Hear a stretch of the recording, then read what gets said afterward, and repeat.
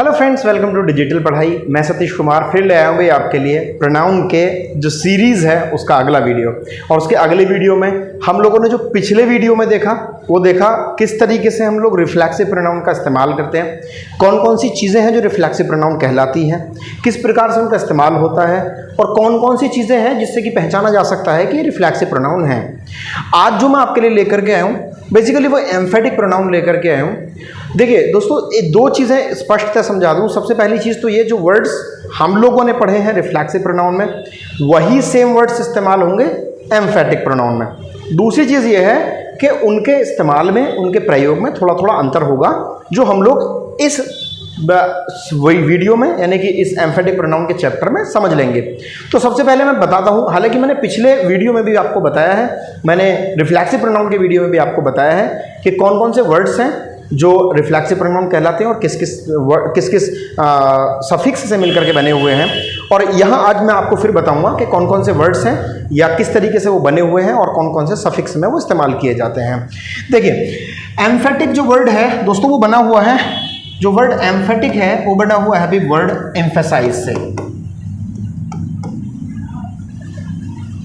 Word emphasise से बना हुआ है और एम्फेसाइज का मतलब अगर आप डिक्शनरी में निकाल करके देखेंगे तो एम्फेसाइज का मतलब होता है दबाव डालना, प्रेशर डालना, किसी के ऊपर से जोर डालना।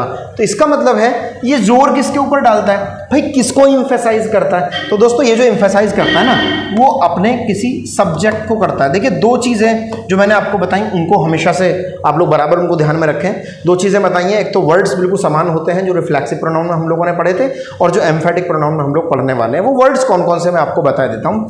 देखिए जब आप फर्स्ट पर्सन की बात करते हैं और आप सेकेंड पर्सन की बात करते हैं तो फर्स्ट पर्सन और सेकेंड पर्सन के पॉजेसिव एडजेक्टिव में एक सफिक्स आपको जोड़ना है या दो सफिक्स आपको जोड़ने हैं। या तो आपको जोड़ना है सेल्फ या आपको जोड़ना है सेल्व्स।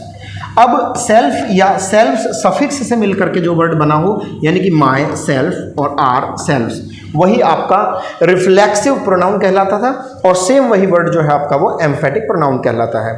कई बार ये कन्फ्यूजन की स्थिति होती है या हो सकती है, लेकिन मेरा दावा है कि अगर आप ये वीडियो लगातार देखते रहते हैं एंड तक तो ये कंप्लीटली कन्फ्यूजन आपका दूर हो जाएगा। किसी भी प्रकार का कोई कन्फ्यूजन आपको नहीं बचेगा अगर आप ये वीडियो को लगातार देखते रहते हैं। तो रिफ्लेक्सिव प्रोनाउन और एम्फेटिक प्रोनाउन के बीच का जो अंतर है वो स्पष्ट हो जाएगा, बिल्कुल चित्र एकदम साफ हो जाएगा। कोई किसी प्रकार की कोई कन्फ्यूजन, कोई किसी प्रकार की कोई परेशानी इन दोनों के बीच में नहीं रहेगी। मैं आता हूं, देखिए मैंने आपसे कहा कि फर्स्ट पर्सन और सेकंड पर्सन के पॉजेसिव एडजेक्टिव में फर्स्ट पर्सन और सेकंड पर्सन के, दोस्तों इसको भी हम लोग ले लेते हैं। फर्स्ट पर्सन आई और वी, सेकंड पर्सन यू, इनके पॉजेसिव एडजेक्टिव में सेल्फ या सेल्फ जोड़ करके, यानी कि जो सफिक्स है जो पीछे जुड़ने वाला वर्ड है वो या तो सेल्फ होना चाहिए या सेल्फ होना चाहिए। वो मैंने आपको पहली वाले वीडियो में बताया था, लेकिन इस बार भी थोड़े बेहतर रेफरेंस के लिए मैं बता दूं ताकि आप कंफ्यूज ना हो पूरी वीडियो में किसी भी एंगल पे जाकर के। इसलिए मैं आपको बता दूं कि जितने भी सिंगुलर होंगे उनके साथ में तो लगेगा सेल्फ और अगर कोई प्लूरल होगा तो उसके साथ में लगेगा सेल्व्स।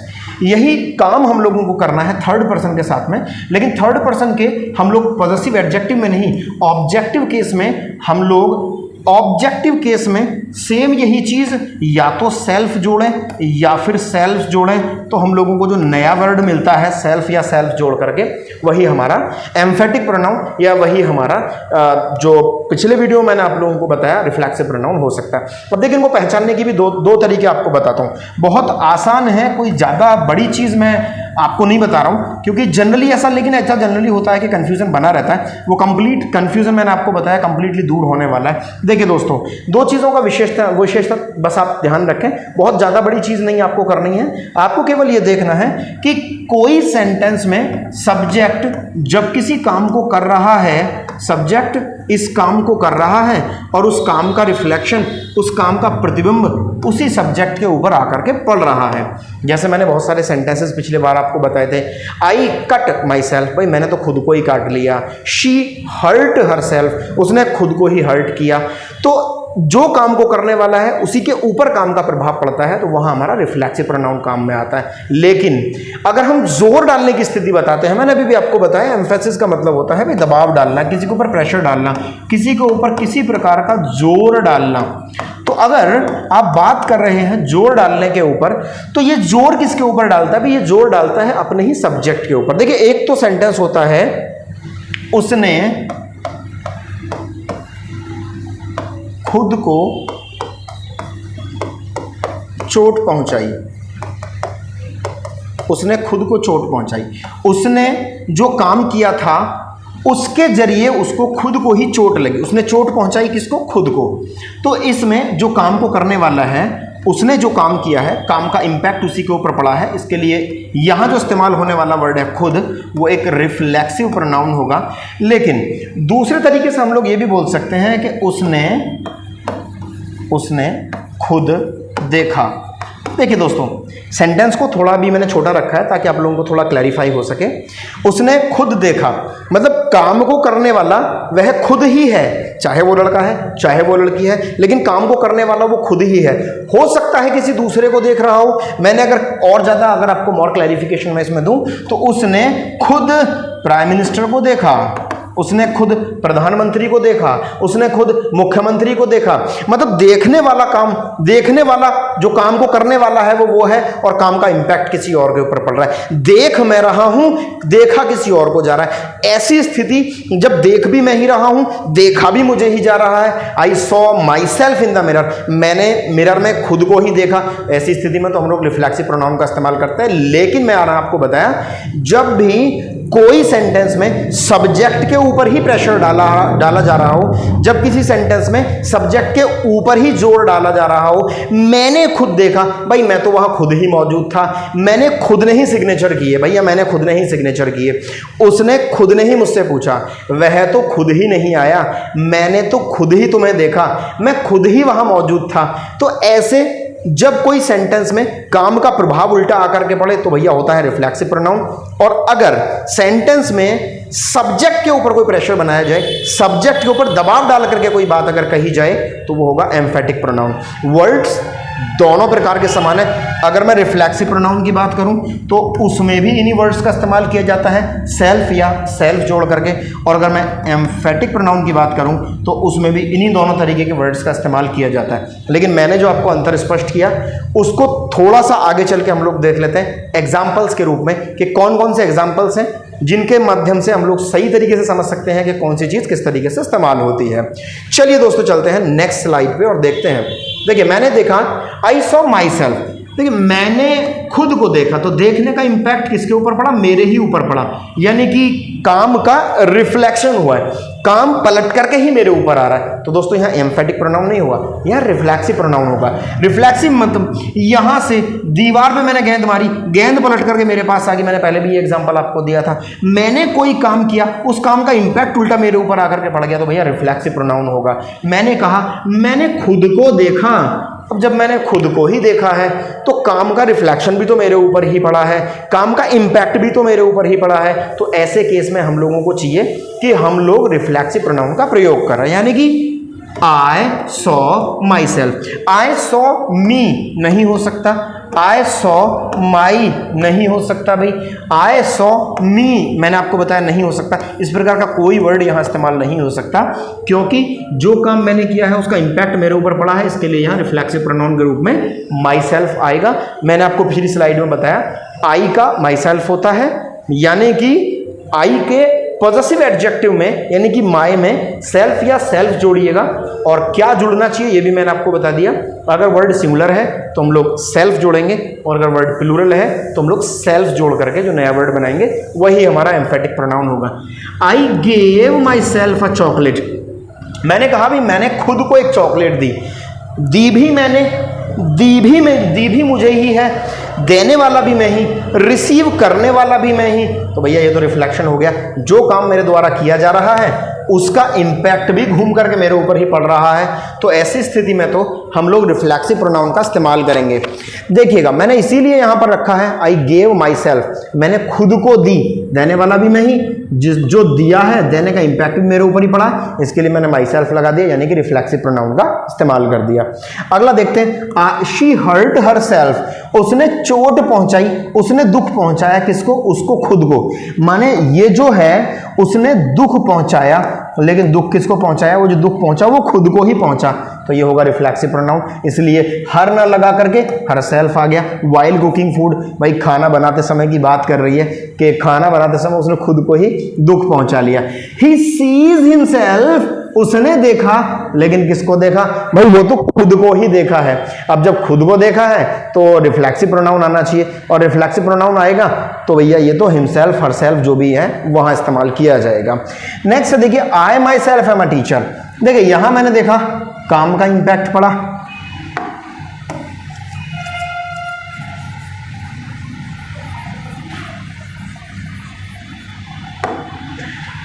देखिए यहां मैंने देखा काम का इंपैक्ट पड़ा, मेरे ऊपर काम का इंपैक्ट पड़ा। यहां मैंने देखा देने का इंपैक्ट मेरे ऊपर पड़ा, उसके दुख पहुंचाने का इंपैक्ट यानी कि प्रभाव उसी पर पड़ा, उसके देखने का इंपैक्ट खुद उस पर पड़ा।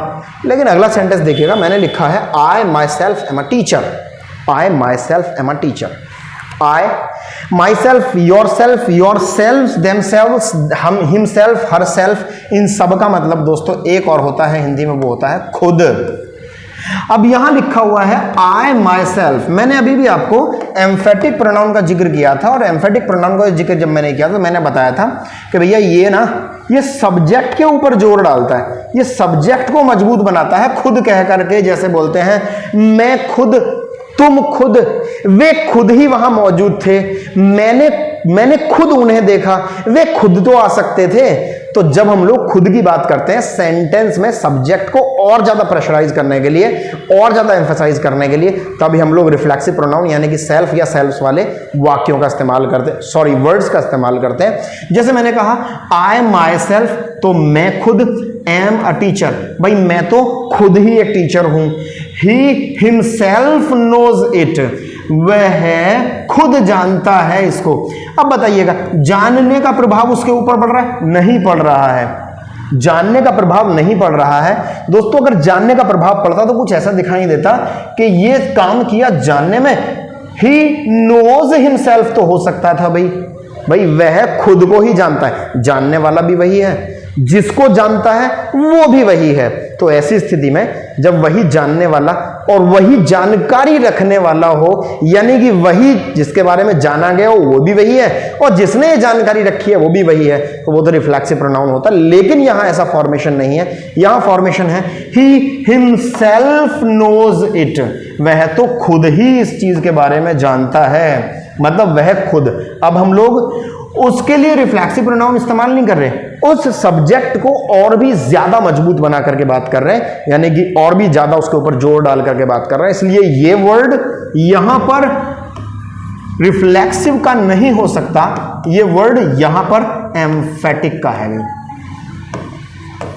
देखिए आपको एक बीच में ना एक जांच बताता हुआ चलूं, चलिए थोड़ा और देख लेते हैं आगे स्लाइड्स में, उसके बाद में जब लास्ट में एक स्लाइड आएगी जो जहां पर राइट और रॉन्ग, आई मीन करेक्ट और इनकरेक्ट सेंटेंसेस के को देखेंगे, तब जाकर के मोर क्लैरिफिकेशन इसका मिल जाएगा। अगले सेंटेंस को देखते हैं, she herself was present there, वह खुद ही वहां मौजूद थी। अब देखिएगा उसके किसी काम को करने का इंपैक्ट उसके ऊपर नहीं आया, उसके किसी भी काम को करने का इंपैक्ट तो उसके ऊपर नहीं आ रहा है। इसका मतलब है भाई यहां तो सब्जेक्ट के ऊपर दबाव, सब्जेक्ट के ऊपर जोर डाला जा रहा है कि शी हरसेल्फ वाज प्रेजेंट, वह खुद ही वहां मौजूद थी। अगला सेंटेंस है she herself completed the work, उसने खुद ही काम कंप्लीट किया है, करने वाली वही है और वो खुद के ही ऊपर प्रेशर डाल रही है। तो भैया ये तो हुआ एम्फेटिक प्रोनाउन, काम पलट करके आए रिफ्लेक्सिव, सब्जेक्ट के ऊपर प्रेशर, सब्जेक्ट के ऊपर दबाव डाले तो एम्फेटिक। वर्ड्स दोनों में बिल्कुल समान है। आगे देख लेते हैं अभी कौन कौन से वर्ड्स होने वाले हैं हमारे पास में। देखिए मैंने वैसे हालांकि ये पहले बता दिया है आपको, सफिक्स के रूप में हम सेल्फ या सेल्फ जोड़ करके जो नया वर्ड बनाते हैं, मैंने आपको पहले भी बताया कि जो सिंगुलर है, सिंगुलर में हम लोग सेल्फ जोड़ते हैं और जो भी प्लूरल है, प्लूरल में हम सेल्फ्स जोड़ करके जो नया वर्ड बनाते हैं वही या तो रिफ्लेक्सिव प्रोनाउन होगा या फिर भाई एम्फेटिक प्रोनाउन होगा।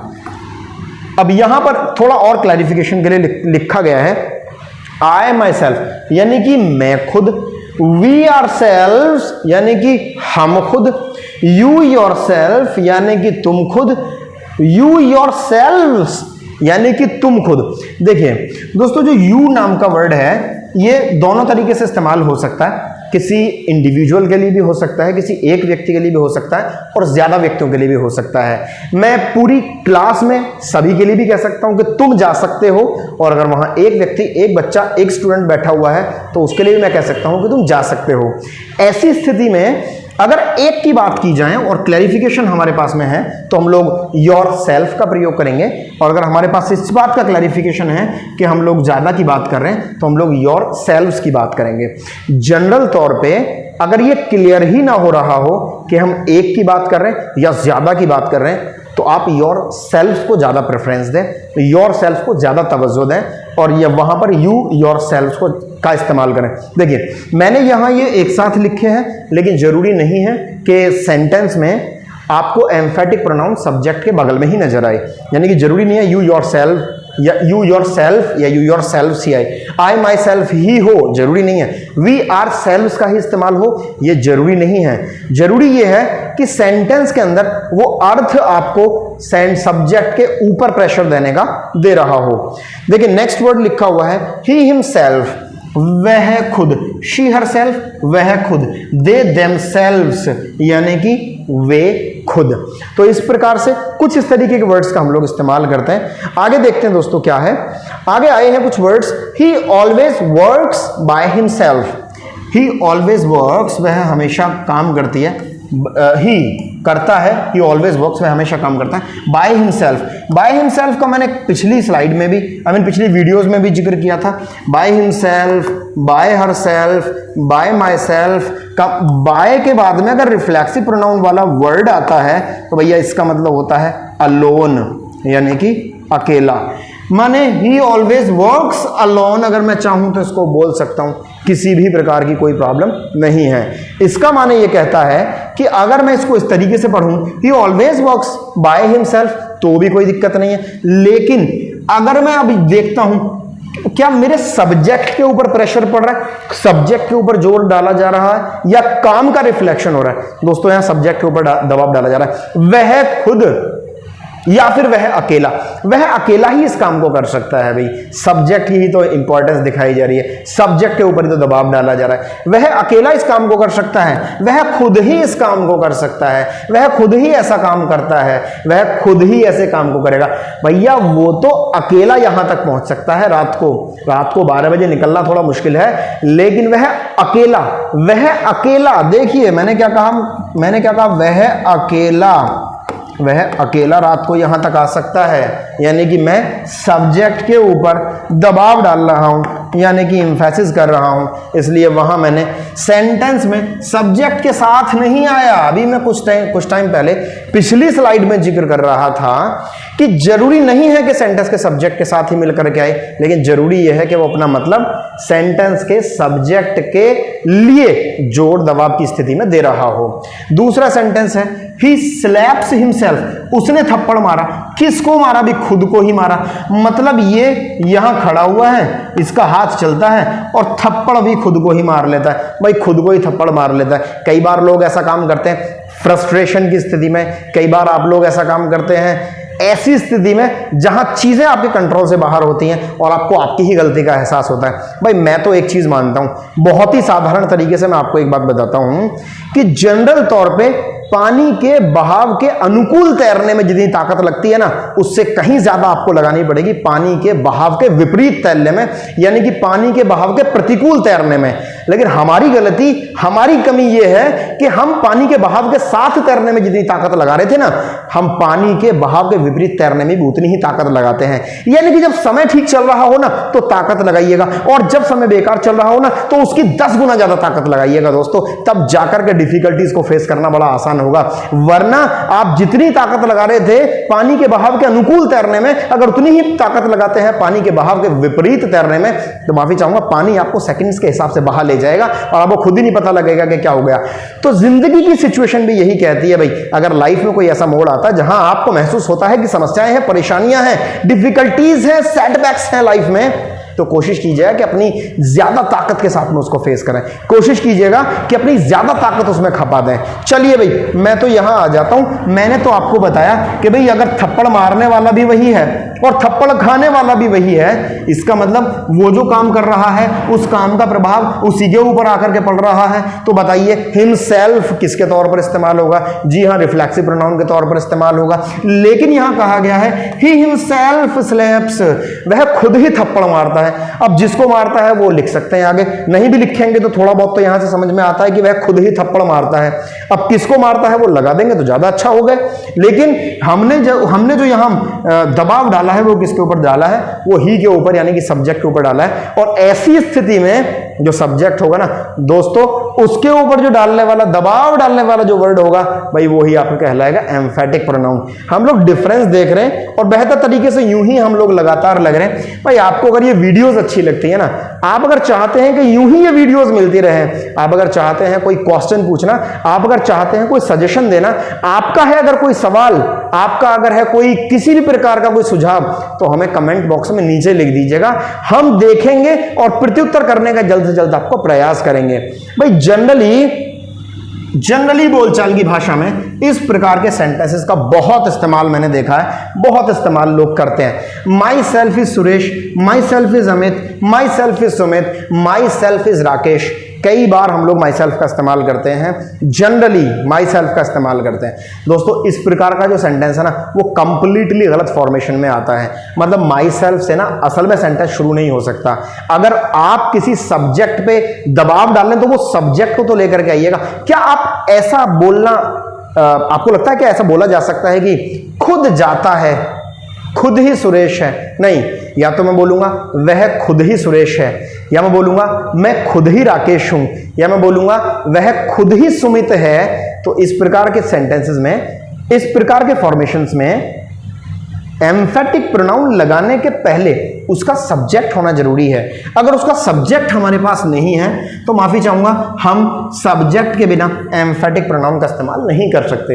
इसके लिए अगर आप बोलचाल की भाषा में भी इंप्रूवमेंट करना चाहते हैं तो आप माई सेल्फ ना बोल करके उसके पहले सब्जेक्ट लगा दें। अगर आप ही खुद हैं तो बोल दीजिएगा भाई आई माई सेल्फ। अगर तुम खुद हो तो यू योर सेल्फ या यू योर सेल्फ। अगर वह खुद है तो ही हिमसेल्फ। अगर लड़की है, फीमेल है तो शी हर सेल्फ। ज्यादा है, प्लूरल है तो भैया दे देमसेल्व्स।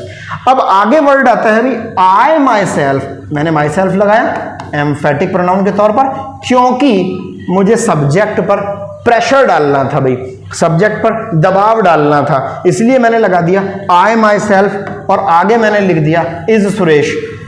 दोस्तों अब एक और क्वेश्चन आता है, क्या ये सेंटेंस सही हो सकता है? जी नहीं, ये सेंटेंस भी सही नहीं है। इस सेंटेंस में भी एरर है। देखिए, my self is not the subject of a sentence. ये जो सेंटेंस मेरे पास है ना, तो माई सेल्फ उसका सब्जेक्ट नहीं है। What is the subject? Subject मेरे पास आए है। जब सब्जेक्ट मेरे पास आए है तो क्या मेरा बाकी का सेंटेंस सब्जेक्ट के हिसाब से नहीं चलना चाहिए?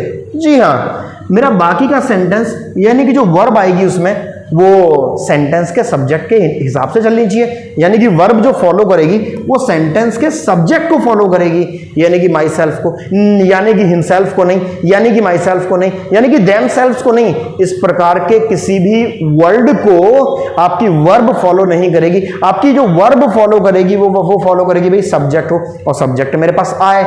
और जनरली आई के साथ में सभी जानते हैं भी क्या इस्तेमाल होना चाहिए। आए के साथ तो दोस्तों इज इस्तेमाल नहीं होता, आए के साथ तो एम इस्तेमाल होता है। यानी कि अगर मैं सही सेंटेंस निकाल करके लाऊं तो सही सेंटेंस बनेगा आई माई सेल्फ एम, जो भी आपका नाम है। सपोज करें आपका नाम राकेश है तो आप बोल सकते हैं भाई आई my self M Rakesh.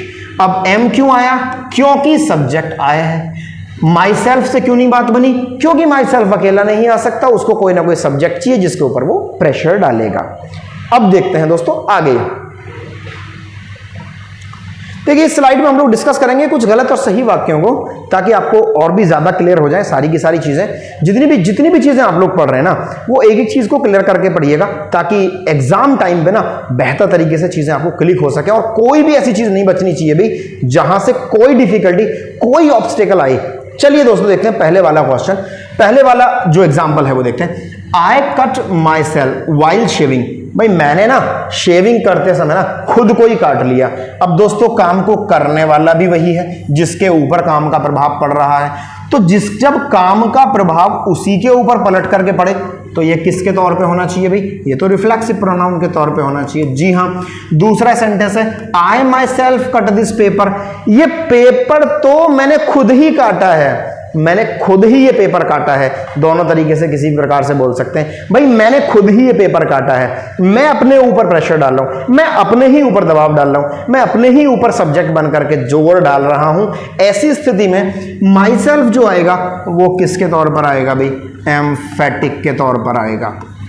Next देख लेते हैं दोस्तों, नेक्स्ट आता है I my self am responsible for this mistake, भाई मैं तो खुद ही जिम्मेदार हूं इस गलती के लिए, इस गलती के लिए मैं खुद ही जिम्मेदार हूं। देखिएगा आई के साथ एम आया है, सब्जेक्ट को फॉलो कर रहा है, जो वर्ब हम लोग लेकर के आए हैं वो अपने सब्जेक्ट को फॉलो करती है, भाई किसी प्रकार का कोई प्रॉब्लम नहीं है। हम लोगों ने माई सेल्फ देखा, लेकिन ये किसके तौर पर आया दोस्तों, ये भी एम्फेटिक प्रोनाउन के तौर पर आया है। नेक्स्ट देखते हैं भाई क्वेश्चन नंबर एग्जाम्पल नंबर 4 देख लेते हैं भाई। आई वॉज प्रेजेंट देयर, मैं वहां मौजूद था, मैं वहां मौजूद था। किसी प्रकार का कोई वर्ड जिसको हम लोग बोल सकें रिफ्लेक्सिव, या किसी प्रकार का कोई वर्ड जिसको हम बोल सकें भाई एम्फेटिक, इस सेंटेंस में नहीं आया है। लेकिन I my self was present there, ये एक अच्छा सेंटेंस आया भाई, अच्छा है। इसके जस्ट बाद में एक ऐसा सेंटेंस आया जहां से मैं आपको थोड़ी सी और चीजें क्लियर कर सकता हूं, और वो क्लैरिफिकेशन ये है। देखिए एक बात का आप विशेष ध्यान रखें, अगर आपके सेंटेंस में अगर आपके सेंटेंस में सेल्फ या सेल्फ्स वाला वाक्य हटने के बाद, सेल्फ या सेल्फ्स वाला वाक्य अगर वर्ड सेल्फ या सेल्फ्स वाला वर्ड अगर हटता है, अगर आपके सेंटेंस में कुछ अधूरापन आता है, तो इसका मतलब वो है रिफ्लेक्सिव प्रोनाउन। दोबारा से मेरी इस बात को सुनिएगा, अगर आपके सेंटेंस में सफिक्स सेल्फ या सेल्फ्स वाला वर्ड हटने के बाद सेंटेंस में कोई प्रॉब्लम क्रिएट होती है, सेंटेंस में अधूरापन आता है, जैसे मैं आपको बताता हूं आई एंजॉयड माई सेल्फ, भाई अगर यहां से आप माई सेल्फ को हटा दें ना, यहां से अगर माई सेल्फ को हटा दें तो सेंटेंस रह जाएगा I enjoyed in the party, जो कि गलत वाक्य है। अगर आप माई सेल्फ को हटाते हैं तो यहां कोई ना कोई ऐसा ऑब्जेक्ट आना जरूरी है जो एंजॉयड को फुलफिल कर सके। लेकिन अगर हम लोग इसको कंप्लीटली रिमूव कर दें तो एंजॉय किया, क्या एंजॉय किया, ये तो अधूरा सेंटेंस हो गया ना।